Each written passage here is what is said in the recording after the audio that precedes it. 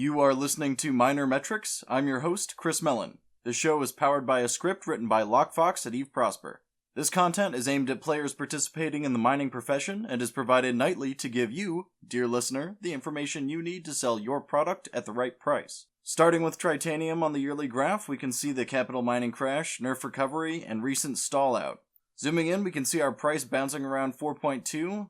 Extra capital mining supply is still moving through the market right now, and our price is likely to drop. There are two ways to look at the coming drop, in the short term and the long term.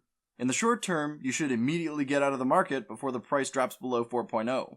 But in the long term, this supply is due to an ability that no longer exists, meaning that once the price falls low enough for the extra supply to be bought up, we'll rebound and settle at Tritanium's new actual value being higher than today's.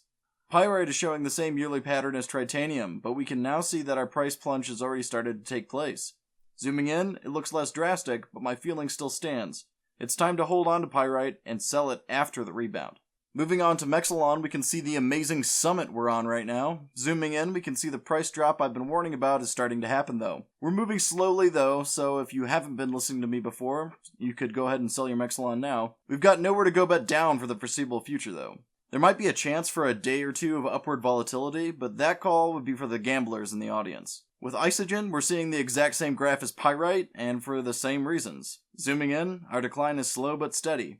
Hold your Isagen and wait for that price rebound.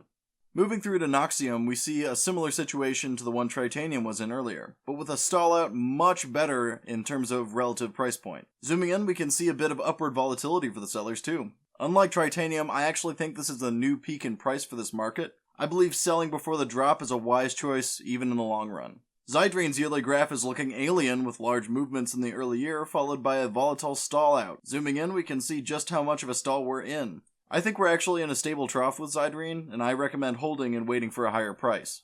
For the last of our standard minerals, we have Megasite. Much like Zydrane, Megasite had large movements in the early year, but is only just now experiencing its drop with a much more restrained fall. If Zydrane is any indication, this price has further to drop, and you should be aiming to get out at these kinds of prices. If you can, I would be on the lookout for the day's upward movement to get out, but if you can't manage that, just get out of the market to protect yourself from a worse price tomorrow. Lastly, Morphite's yearly graph looks incredibly stable, but zooming in, we can see we've been experiencing a long-term fall in price, but a recent correction has put us back into respectable trading range. I would take advantage of this opportunity and sell now. If you wait too long, you'll be back into our slump pattern soon. This has been Chris Mellon for Minor Metrics. That'll do it for the show.